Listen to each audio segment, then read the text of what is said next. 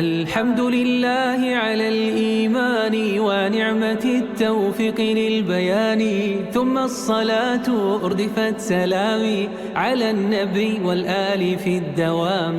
وبعد إن هذه ملاطفة قد صوتها لصحبة الملاطفة، منسوجة من غير ما تكلف أو عجب. ونستعينه ونستغفره ونعوذ بالله من شرور أنفسنا ومن سيئات أعمالنا، من يهده الله فلا مضل له ومن يضلل فلا هادي له، وأشهد أن لا إله إلا الله وحده لا شريك له، وأشهد أن محمدا عبده ورسوله. يا أيها الذين آمنوا اتقوا الله حق تقاته ولا تموتن إلا وأنتم مسلمون.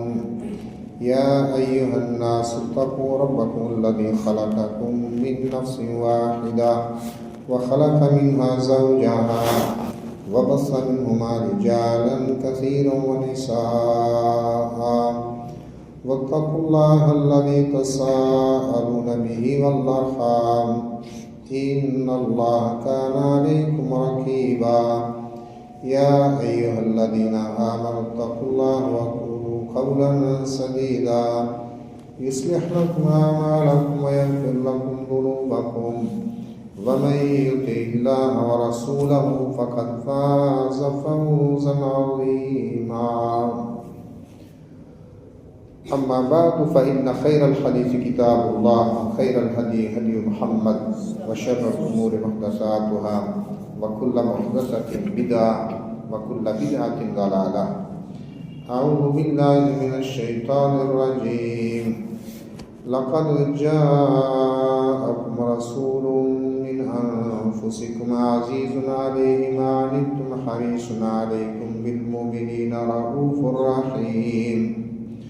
فإن تولوا فقل حسبي الله لا إله إلا هو عليه توكلت وهو رب العرش العظيم.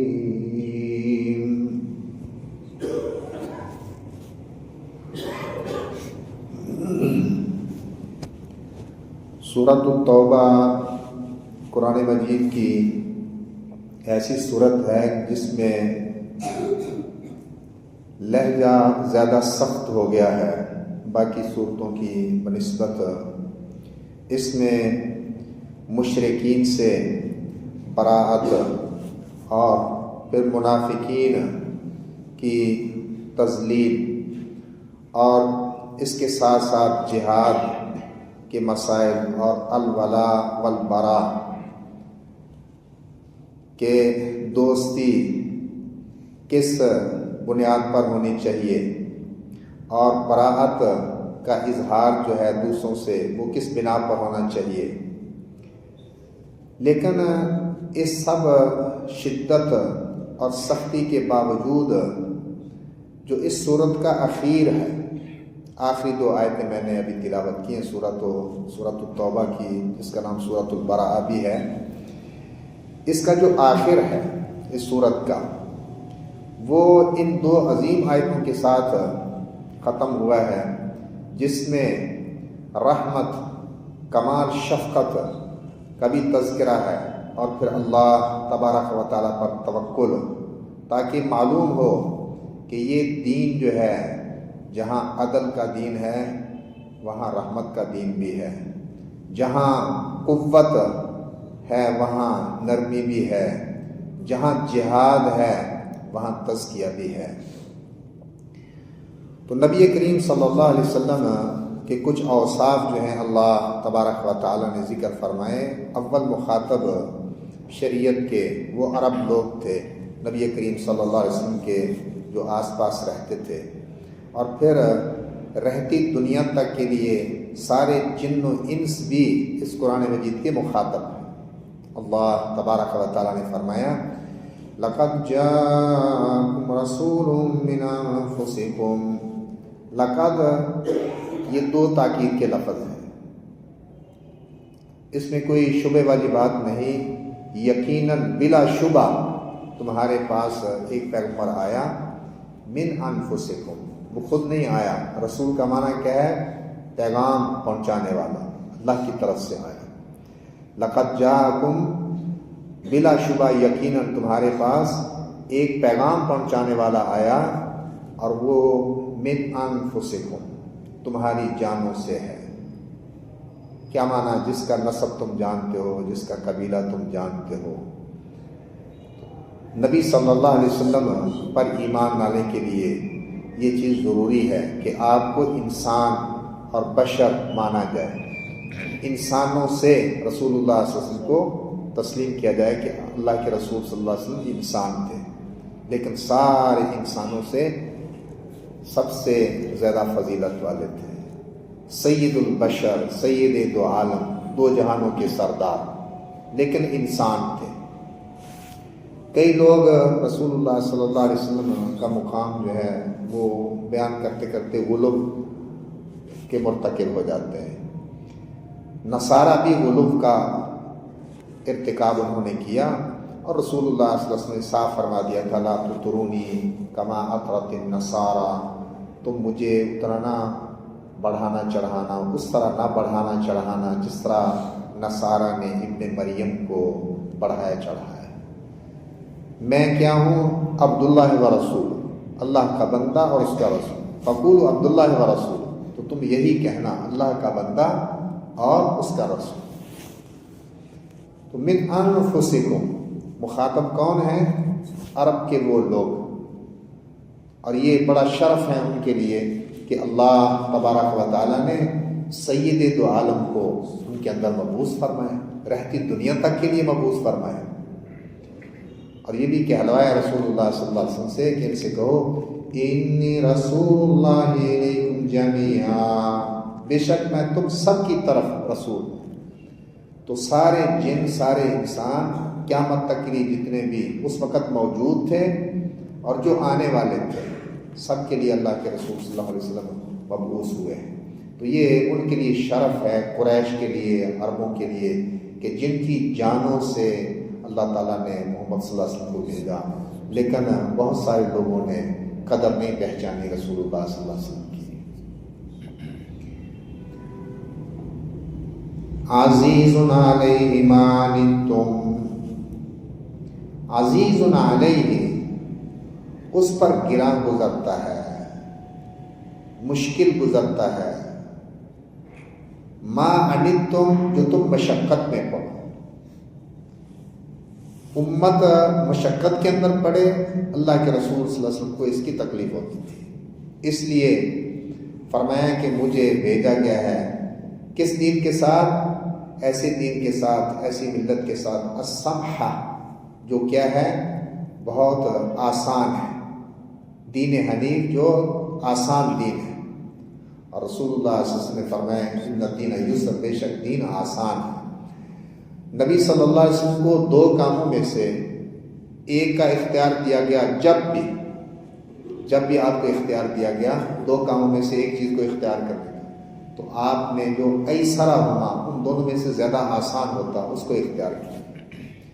خود بڑی مشقتیں کی ہیں، بڑی محنتیں کی ہیں، اور کہاں تک اللہ کے رسول صلی اللہ علیہ وسلم اتنا قیام کرتے تھے، اتنا قیام کرتے تھے کہ آپ کے قدم جو ہیں، قدم مبارک، ان پر ورم آ جاتا. حتیٰ تورمت قدمہ، آپ کے قدموں پر ورم آ جاتا تھا، آپ کے قدم مبارک سوج جاتے تھے. اور یہ لفظ بھی ہے حتیٰ تتفطر قدمہ، کہ آپ کے قدم پھٹ جاتے تھے. خود آپ نے بہت مشقت کی ہے، دین کی خاطر بہت محنتیں کی ہیں، لیکن امت کے لیے آپ ہمیشہ جو ہے وہ آسانی کو اختیار کرتے تھے. اللہ کے رسول صلی اللہ علیہ وسلم کا قیام ایک جھلک جو ہے وہ حذیفہ بن یمان رضی اللہ عنہ والی جو حدیث صحیح مسلم کے اندر ہے، وہ اس کی طرف وہ بس اشارہ کرنا چاہتا ہوں، زیادہ بات نہیں. ایک رات انہوں نے اللہ کے رسول صلی اللہ علیہ وسلم کے ساتھ قیام کیا، تو آپ صلی اللہ علیہ وسلم نے سورۃ البقرہ شروع کر دی. کہتے میں نے سوچا 100 آیت پر رکوع میں چلے جائیں گے، لیکن آپ آگے بڑھ گئے، حتیٰ کہ یہ خیال ہے کہ چلو پوری صورت جو ہے اس کے ساتھ نماز مکمل کر لیں گے، لیکن نہیں، ساری صورت آپ نے پڑھنی، سورۃ البقرہ۔ اس کے بعد آپ رکوع میں نہیں گئے، پھر آپ نے سورۃ النساء شروع کرنا، اور سورۃ النساء پوری پڑھی۔ اس کے بعد جو ہے پھر آپ نے سورۃ آل عمران پڑھی ایک رکعت میں۔ پھر آگے جو رکوع ہے تقریباً اس میں بھی اتنا وقت لگتا ہے، آپ اندازہ لگائیں۔ ایک مسئلہ یہ بھی سمجھنا چاہیے، قاری صاحب، امام صاحب کبھی صورتیں آگے پیچھے کرنے نماز میں تو کوئی پریشان نہ ہوا کریں۔ یہ نبی صلی اللہ علیہ وسلم نے جو صورتیں پڑھی، پہلے کون سی صورت پڑھی؟ سورۃ البقرہ، پھر آل عمران نہیں پڑھی، سورۃ النساء پڑھی، پھر آل عمران پڑھی۔ اور قرآن مجید اس ترتیب سے نازل بھی نہیں ہوا، یہ جو ترتیب اس وقت قرآن مجید کی ہے اس ترتیب سے نازل بھی نہیں ہوا، لہذا پریشان نہیں ہونا چاہیے کہ قاری صاحب پہلی رکعت تسی فلانی صورت پڑھی تے دوسری صورت تسی جو ہے نا وہ کتنے چلے گئے، ترتیب آپ نے نہیں، ترتیب سے پڑھنا لازم نہیں۔ پھر آپ صلی اللہ علیہ وسلم کا جو رکوع کے بعد والا جس کو ہم نام دیتے ہیں قوما، کئی لوگ تو ٹائم ہی نہیں دیتے، ایسے کھڑے ہوئے اور سیدھی کمر بھی نہیں کی اور گڑم سجدے پہ، لیکن نہیں، تقریباً اتنا ٹائم ہی جتنا رکوع کے اندر لگا تھا اتنا ہی قوما کے اندر ٹائم تھا، اور اتنا ہی تقریباً سجدے میں، اتنا ہی دو سجدوں کے درمیان تقریباً، اور پھر دوسرے سجدے میں تقریباً اتنا۔ ہر روز اس طرح کی نماز نہیں ہوتی تھی، لیکن کبھی آپ نے ایسی نماز بھی پڑھی ہے، تو پھر کیوں نہ ورم آ جائیں، سوج جائیں قدم، اور کیوں نہ پھٹ جائیں قدم۔ خود بہت مشقتیں کی ہیں، اور جب آپ صلی اللہ علیہ وسلم سے پوچھا گیا ایک دفعہ کہ جب اللہ تعالیٰ نے آپ کو بالکل بخش دیا ہے تو پھر یہ اتنی محنت ہے، اور میں افلا اکون عبدا شکورا، تو کیا پھر میں بہت زیادہ شکر گزار بندہ نہ بنوں؟ تو شکر جو ہے نا، شکر عبادت کرنی ہے اللہ کے شکر کی۔ اعملوا آل داؤد شکرا، اے آل داؤد شکر کے لیے عبادت کرو۔ وقلیل من عبادی الشکور، اور میرے بندوں میں سے شکر گزار بہت تھوڑے ہیں۔ عزیز علیہ ما عنتم، اس پر گراں گزرتا ہے، مشکل گزرتا ہے جو تم مشقت میں پڑو۔ نبی صلی اللہ علیہ وسلم نے سیدنا معاذ بن جبل اور ابو موسیٰ اشعری رضی اللہ عنہما کو یمن بھیجا۔ یمن کے دو حصے، ایک علاقے میں ان کو مقرر کر دیا، دوسرے علاقے میں ان کو مقرر کیا گورنر، اور فرمایا یسرا ولا تعسرا، آسانیاں ڈالنا اور تنگی میں مبتلا نہ کرنا۔ تو نبی صلی اللہ علیہ وسلم خود بھی امت کے لیے آسانی چاہتے تھے اور اس کی تلقین کرتے تھے۔ حریص علیکم، تم پر بہت حرص اور طمع کرنے والا، بہت حرص اور طمع کرنے والا۔ نبی صلی اللہ علیہ وسلم کو اپنی امت کی بہت زیادہ طمع اور حرص تھی کہ یہ آگ سے بچ جائے، یہ آگ سے بچ جائے۔ بعض نے اس کا یہ معنی کیا ہے حریص علیکم کہ تم پر حرص اور طمع کرنے والا بہت زیادہ۔ کیا معنی؟ نبی صلی اللہ علیہ وسلم کی خواہش تھی کہ میری امت زیادہ ہو، اس لیے آپ نے فرمایا کہ تزوجو، تم شادی کرو ایسی عورتوں سے جو الودود جن کے ہاں بچے زیادہ پیدا ہوں اور وہ زیادہ محبت کرنے والی۔ نبی صلی اللہ علیہ وسلم کو بہت زیادہ فکر تھی اس چیز کی کہ لوگ آگ سے بچ جائیں۔ ایک یہودی لڑکا نبی صلی اللہ علیہ وسلم کی خدمت کرتا تھا، وہ بیمار ہو گیا، آپ اس کی عیادت کے لیے گئے۔ اللہ تعالیٰ ہماری یہ کمی دور کرے کہ ہم تو آپس میں مسلمانوں کے ایک دوسرے کے جو حق ہیں، مسلمان کے جو حقوق ہیں ان میں یہ ہے حق عیادت، بیمار پرسی کے لیے جانا۔ اللہ کے رسول صلی اللہ علیہ وسلم یہودی لڑکا جو بیمار پڑ گیا اس کی عیادت کے لیے یہودی، اور یہ بہترین موقع ہوتا ہے۔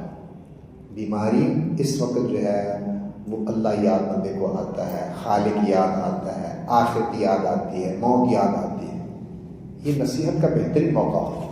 اللہ کے رسول صلی اللہ علیہ وسلم نے اس لڑکے کو کہا اسلم، مسلمان ہو جاؤ۔ وہ اپنے باپ کی طرف دیکھتا، باپ بھی یہودی،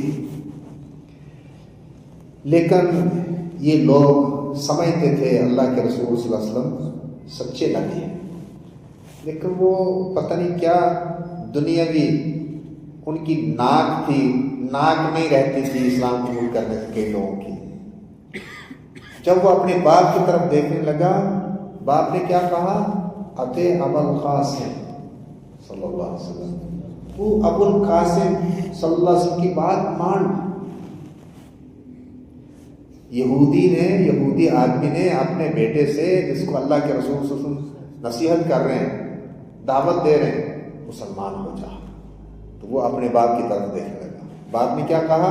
اتے ابو القاسم صلی اللہ علیہ وسلم، تو ابو القاسم صلی اللہ علیہ وسلم کی بات مان لے، تو وہ مسلمان ہوا، اور آپ صلی اللہ علیہ وسلم نے اللہ کا شکر ادا کیا کہ جس نے اسے آگ سے بچا دیا۔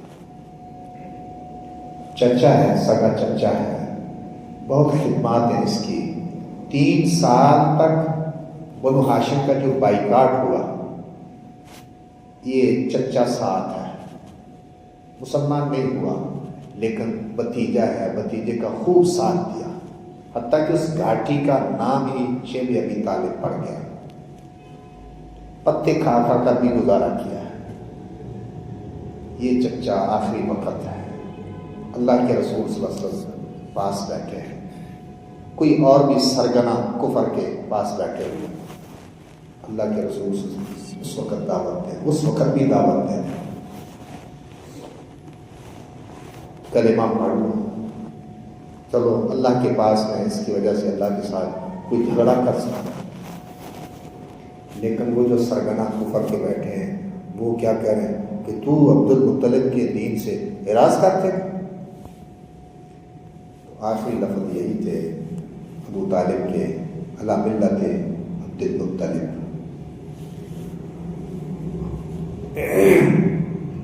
نبی صلی اللہ علیہ وسلم کی خواہش یہی ہوتی تھی لوگ آگ سے بچ جائیں۔ بالمؤمنین رؤوف الرحیم، مومنوں کے ساتھ رؤوف، بڑے ہی مہربان، رحیم، بے حد رحم دل تھے آپ صلی اللہ علیہ وسلم۔ یہ اگر الرؤوف ہو، الرحیم ہو، پھر یہ اللہ تعالیٰ کی صفات ہے، تو الف لام کے بغیر یہ نبی صلی اللہ علیہ وسلم کے لیے لفظ بولے کہ کسی کا نام ہم رکھ سکتے ہیں رؤوف، لیکن نام ماں باپ نے رکھا ہے عبد الرؤوف، پھر رؤوف نہ کہا، صرف رؤوف رکھو۔ تو رؤوف اور رحیم یہ ٹھیک ہے، الف لام کے بغیر نام رکھے جا سکتے ہیں، لیکن جب الف لام ہے، عبد الرحیم نام رکھا ہے، پھر رحیم نہ کہو، پھر عبد الرحیم کہو۔ آپ بہت زیادہ مشفق تھے، بہت زیادہ رحم دل تھے۔ انس رضی اللہ عنہ خادم ہیں، 10 سال خدمت کی ہے، کہتے ہیں نبی صلی اللہ علیہ وسلم نے مجھے کبھی اف بھی نہیں کہا، اور کبھی یہ نہیں کہا لما صنعت، کیوں تو نے کیا ایسا، اور کبھی یہ نہیں فرمایا، کبھی یہ نہیں کہا اللہ صنعت، تو نے کیوں نہیں کیا، کیوں اس طرح کیا، کیوں اس طرح نہیں کیا۔ اور ایک صحابی یہ نو مسلم ہیں، ان کو ابھی کئی مسائل کا پتہ نہیں، نماز پڑھ رہے ہیں، کسی کو چھینک آئے تو کیا جواب دینا؟ جس کو چھینک آنی ہے اس نے کہنا الحمدللہ، اور چھینک اللہ کی طرف سے، جبکہ جمائیاں آتی ہیں نا، جمائی یہ شیطان کی طرف سے، کاہلی اور سستی کی ہے۔ نماز پڑھ رہا ہے، کوئی عبادت کر رہا ہے، کوئی کام کاج کر رہا ہے، وہ جماعیات تھیں، سستی کاہلی، یہ شیطان کی طرف سے، جبکہ چھینک اللہ کی طرف سے۔ العطاس من اللہ، چھینک اللہ کی طرف سے، والتصاحب من الشیطان، اور جمائی شیطان کی طرف سے۔ وہ نہیں چاہتا اس کا کسی چیز کے اندر کام کرے، دل لگے، دل لگا کر یہ کام کر سکے۔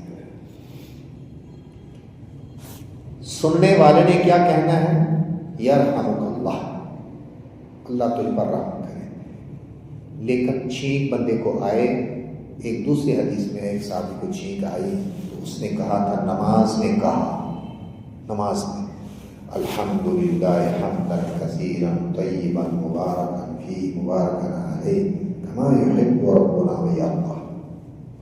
اتنے صرف الحمدللہ نہیں کہا، کتنے کلمات کیا نہیں، الحمدللہ حمدا کثیرا طیبا مبارکا فیہ مبارکا علیہ کما یحب ربنا ویرضی۔ جب نماز ختم ہوئی، اللہ کے رسول صلی اللہ علیہ وسلم فرمایا، کون تھا بات کرنے والا؟ کوئی نہ بولا۔ پھر پوچھا کون تھا بات کرنے والا؟ آخر وہ صحابی جو ہے کہنے لگے جی میں تھا۔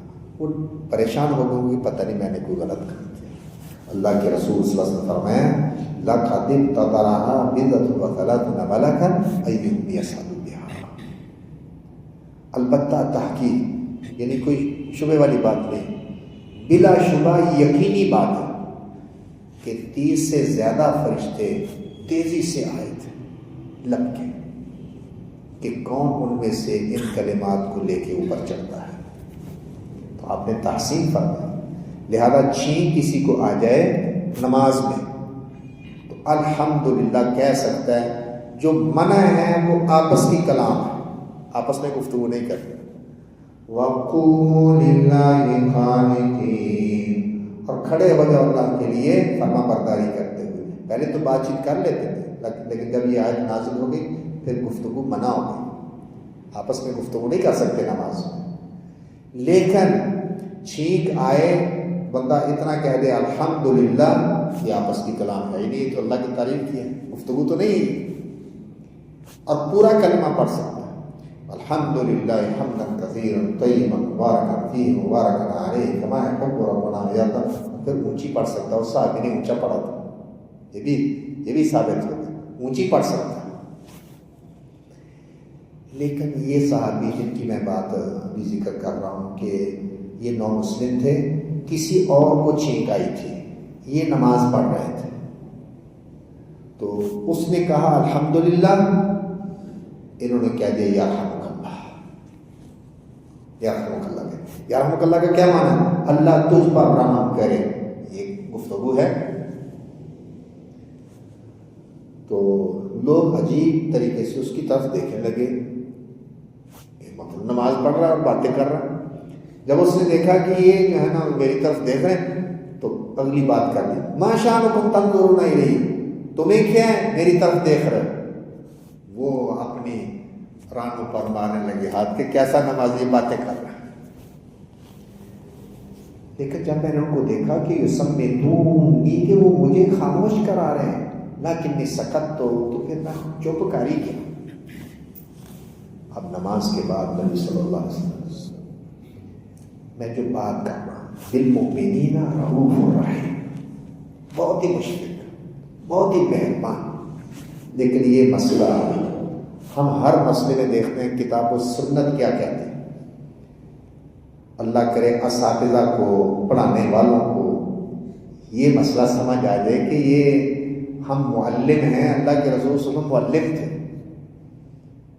تو طلباء کے ساتھ کس طرح کا رویہ کرنا ہے، مار مار کے ادموا کر دیا۔ تعزیر ہے نا، تعزیر کیا ہوتی ہے؟ ایک ہے حدود، بدکاری کی یہ حد ہے، تہمت برائی کی تہمت لگانے کی یہ حد ہے، شراب کی حد ہے۔ جہاں حدود مقرر نہیں وہاں تعزیر، اور تعزیر 10 ڈنڈے سے زیادہ نہیں ہو سکتی۔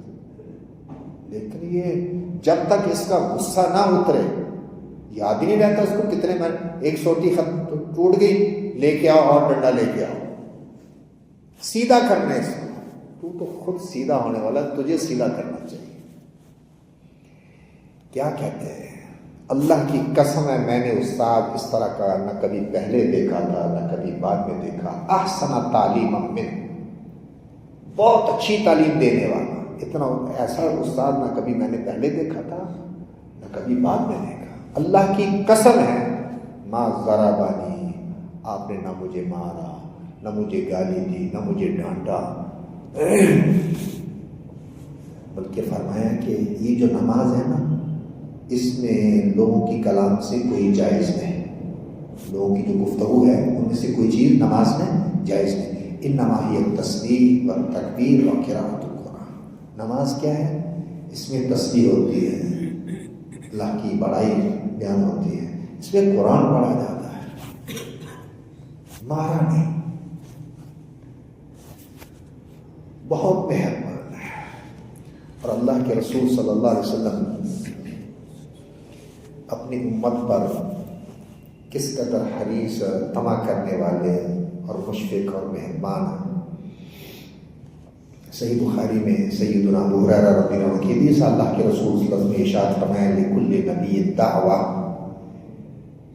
لکل نبی دعوۃ یدعو بہا، ہر نبی کی کوئی دعا ہوتی ہے جو وہ مانگ لیتا ہے اور وہ لازمی قبول ہوتی ہے۔ ایک دعا کا اختیار ہر نبی کو اللہ نے دیا اور وہ قبول ہونی۔ وَأُرِيدُ أَنْ أَخْتَبِيَ دَعْوَتِي شَفَاعَةً لِأُمَّتِي فِي الْآخِرَةِ، اور میں چاہتا ہوں کہ میں اپنی دعا چھپا کر رکھوں، سنبھال کر رکھوں۔ کیوں؟ آخرت میں اپنی امت کے لیے، شفاعت کے لیے۔ یا کوئی چیز بھی آپ مانگ سکتے تھے، لیکن کیا ہے؟ اپنی امت کے لیے رکھی گئی ہے، شفاعت کے لیے۔ لیکن جو ہے نا، کئی لوگ جو ہے نا وہ اسی پر ہی وہ زندگی بسر کر رہے ہیں کہ نبی صلی اللہ علیہ وسلم شفیع المذنبین ہیں، گناہ گاروں کی شفاعت کرنے والے۔ ہاں ہیں شفاعت کرنے والے، لیکن جو مشرک ہے اس کی تو شفاعت نہیں ہوتی، کیونکہ اللہ تعالیٰ جو ہے من الذی یشفع عنده الا باذنہ، کون ہے جو اس کے پاس سفارش کرے؟ کسی کی مجال نہیں ہے، الا باذنہ، مگر اس کی اجازت کے ساتھ۔ اللہ کی اجازت سے سفارش کرنی جس نے بھی کرنی، اور کس کے لیے کرنی ہے؟ جس کے لیے اجازت ہو کہ اس کے لیے کرنا ہے۔ اصل میں اللہ نے اعزاز دینا ہے، صرف اعزاز، بخشنا اسی کو ہے جس کو بخشنا ہے۔ ورنہ پھر ابراہیم علیہ السلام اپنے باپ کی سفارش کر لیں اور سید دو عالم محمد رسول اللہ صلی اللہ علیہ وسلم اپنے چچا کی سفارش کر لیں۔ اعزاز دینا ہے اللہ نے، اعزاز، اور بخشنا اسی کو ہے جس کو بخشنا ہے۔ تو یہ اصول ہیں۔ شرک جو بندہ کرتا رہے اور کہے کہ اللہ کے رسول شفیع المذنبین ہے، شرک بھی وہاں بخشا جائے گا؟ شرک نہیں بخشنا اللہ تعالیٰ نے۔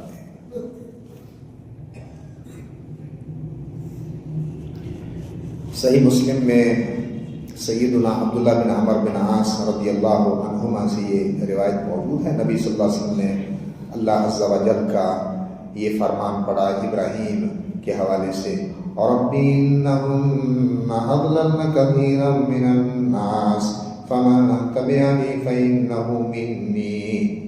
ابراہیم علیہ السلام نے یہ دعا کی تھی نا، اے میرے رب، بے شک انہوں نے، یہ جو بت ہیں، بہت سارے لوگوں کو گمراہ کر دیا۔ فَمَنِ اتَّبَعَنِي فَإِنَّهُ مِنِّي، پس جو میری پیروی کرے گا تو وہ مجھ سے ہے، اے میرے رب وہ مجھ سے ہے۔ یہ آپ نے پڑھا۔ وقال عیسیٰ علیہ السلام، اور عیسیٰ علیہ السلام نے کہا، یہ بھی آیت کا حصہ رسول اللہ نے پڑھا، یہ آیت بھی پڑھی، إِن تُعَذِّبْهُمْ فَإِنَّهُمْ عِبَادُكَ وَإِن تَغْفِرْ لَهُمْ فَإِنَّكَ أَنْتَ الْعَزِيزُ الْحَكِيمُ۔ اگر تو ان کو عذاب دے بس بے شک یہ تیرے بندے ہیں، اور اگر تو ان کو معاف کر دے، بخش دے، بس بے شک تو ہی ہر چیز پر غالب ہے، کمال حکمت والا ہے۔ فرفع یدیہ، یہ آیتیں پڑھنے کے بعد آپ نے اپنے دونوں ہاتھ اٹھا دیے. وقال اللہم امتی امتی، اے اللہ میری امت میری امت. وبکا، اور آپ رو پڑے. فقال اللہ عز وجل، تو اللہ عز وجل نے کہا یا جبریل اذهب الى محمد، اے جبریل محمد کے پاس جاؤ صلی اللہ علیہ وسلم. وَرَبُّكَ عَالَمٌ، اور تیرا رب زیادہ جانتا ہے، لیکن جبریل کو بھیجا. فَسَأَلْهُ مَا يُبْكِيكَ، تو ان سے پوچھو کون سی چیز آپ کو رلاتی ہے، آپ کیوں روتے ہیں. اللہ تعالیٰ کو تو زیادہ پتہ ہے. وَرَبُّكَ عَالَمٌ، تیرا رب زیادہ جانتا ہے، لیکن بھیجا جبریل کو بھیجا. پوچھو جا کے کہ اے محمد، اذهب الى محمد وربك اعلم فسأله ما يبكيك، تو ان سے پوچھو کہ آپ کو کون سی چیز رلاتی ہے، آپ کیوں روتے ہیں. فأتاه جبریل علیہ الصلوۃ والسلام، تو جبریل علیہ الصلوۃ والسلام آپ کے پاس آئے. بما قال وهو اعلم، وہ چیز لے کے آئے جو اللہ تعالیٰ نے کہہ کے بھیجی تھی. وهو اعلم، حالانکہ وہ زیادہ جانتا ہے، اللہ تبارک و تعالیٰ زیادہ جانتا ہے.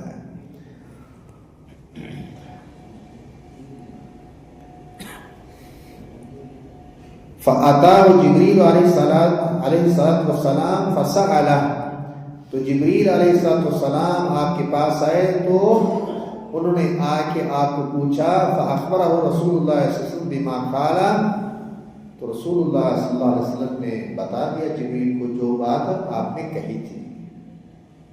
وَهُوَ عَالَمٌ، حالانکہ اللہ تعالیٰ زیادہ جانتا ہے. فقال اللہ، تو اللہ نے کہا یا جبریل اذهب الى محمد، اے جبریل محمد کے پاس جاؤ. دوبارہ بھیجا.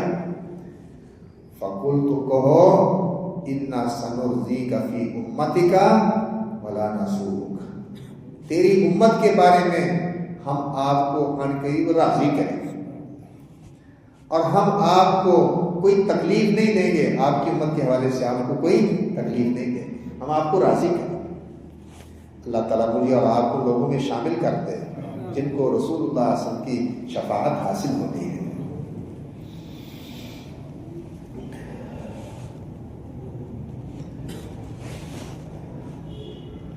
فَإِن تَوَلَّوْا فَقُلْ حَسْبِيَ اللَّهُ لَا إِلَٰهَ إِلَّا هُوَ عَلَيْهِ تَوَكَّلْتُ وَهُوَ رَبُّ الْعَرْشِ الْعَظِيمِ.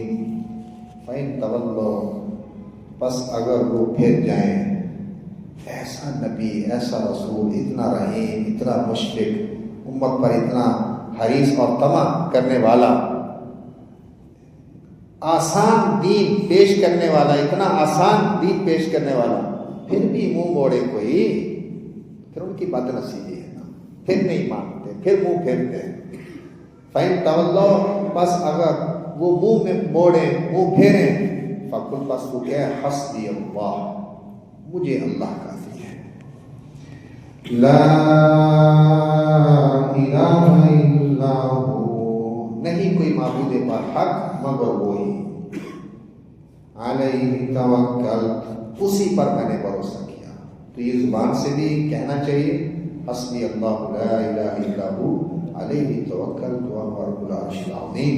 اور ہمارا عمل جو ہے وہ بھی بتائے کہ ہم صرف اللہ کو کافی سمجھتے ہیں. ہاں آپس میں جو نیکی میں ایک دوسرے کے ساتھ تعاون ہے وہ تو حکم ہے شریعت کا، وتعاونوا علی البر والتقوی ولا تعاونوا علی الاثم والعدوان. یہ ایک دوسرے کے ساتھ تعاون کرنا، ایک دوسرے کی مدد کرنا، یہ ٹھیک ہے، لیکن کافی اللہ ہی ہے اور توکل اسی پر ہونا چاہیے. اور کوئی بھی کام جو ہے وہ اللہ کے بغیر کوئی نہیں کر سکتا. علیہ توکل، اسی پر میں نے توکل کیا. اور توکل کیا ہے؟ توکل کا یہ مطلب ہے کہ خنجر تیز رکھ اپنا. توکل کا یہ مطلب ہے کہ خنجر تیز رکھ اپنا، پھر اس خنجر کی تیزی کو مقدر کے حوالے کر، اپنی طرف سے کوشش جو ہے وہ پوری ہو، پھر اللہ کے سپرد مانگنا. نبی صلی اللہ علیہ وسلم نے فرمایا کہ گھٹنا باندھ وتوکل اور توکل کر. یہ نہیں کہ اونٹ کو بندہ ویسے چھوڑ دے کہ اللہ توکل میں نے اونٹ کو چھوڑ دیا. نہیں, اپنی طرف سے جو کوشش ہے وہ بندہ پوری کرے, پھر ساتھ اللہ پر بھروسہ ہو. وَهُوَ رَبُّ الْعَرْشِ الْعَظِيمِ, اور وہ عرش عظیم کا رب ہے, عرش عظیم کا مالک. بہت بڑی مخلوق ہے عرش, اللہ کا عرش بہت بڑی مخلوق ہے. تو جو عرش کا بھی خالق ہے اس پر توکل. نبی صلی اللہ علیہ وسلم نے فرمایا, یہ صحیح بخاری کے اندر ابن عباس رضی اللہ عنہما سے حدیث موجود ہے. ابن عباس رضی اللہ عنہ نے فرمایا, حسبنا اللہ ونعم الوکیل. یہ جو کلمہ ہے حسبنا اللہ ونعم الوکیل, ہمیں اللہ کافی ہے اور وہ اچھا کارساز ہے. قالها ابراہیم علیہ السلام حین القی فی النار. ابراہیم علیہ السلام نے یہ کلمہ کہا جس وقت ان کو آگ میں ڈالا گیا. معمولی لفظ نہیں, حسبی اللہ, حسبنا اللہ, بہت اونچے کلمات ہیں. ابراہیم علیہ السلام نے جب آگ میں ان کو پھینکا گیا کیا کہا, حسبنا اللہ ونعم الوکیل. وقالها محمد صلی اللہ علیہ وسلم, اور محمد صلی اللہ علیہ وسلم نے یہ کلمہ حسبنا اللہ ونعم الوکیل کس وقت کہا, حین قالوا, جب انہوں نے کہا, ان الناس قد جمعوا لكم فاخشوهم فزادهم ایمانا وقالوا حسبنا اللہ ونعم الوکیل. بے شک لوگ یقین تمہارے لیے جمع ہوئے ہیں, بس ان سے ڈر جاؤ, لوگوں سے ڈر جاؤ. تو اس چیز نے ان کو ایمان میں بڑھا دیا, اور انہوں نے کیا کہا اہل ایمان نے, حسبنا اللہ ونعم الوکیل, ہمیں اللہ کافی ہے اور وہ اچھا کارساز ہے. یہ بڑی خوش آئند بات ہے کہ ماشاءاللہ آپ کی اس مسجد میں قرآن مجید کا ترجمہ اور تشریح جو ہے وہ پڑھائی جاتی ہے. اس کو غنیمت سمجھیں. نبی صلی اللہ علیہ وسلم ارشاد فرمایا, الماہر بالقرآن مع سفرۃ الکرام البررہ, کہ قرآن کا جو ماہر, قرآن کی مہارت جو ہے ایک ہے کہ وہ الفاظ اچھے طریقے سے بندہ پڑھ لے, ایک ہے کہ اس کا معنی مفہوم بھی آتا, تو ساری چیزیں سامنے رکھ کے مہارت جو ہے نا وہ اس کا معنی جو ہم نے متعین کرنا ہے. صرف یہ نہیں کہ تلفظ صحیح ہو تو قرآن کا ماہر ہو, نہیں.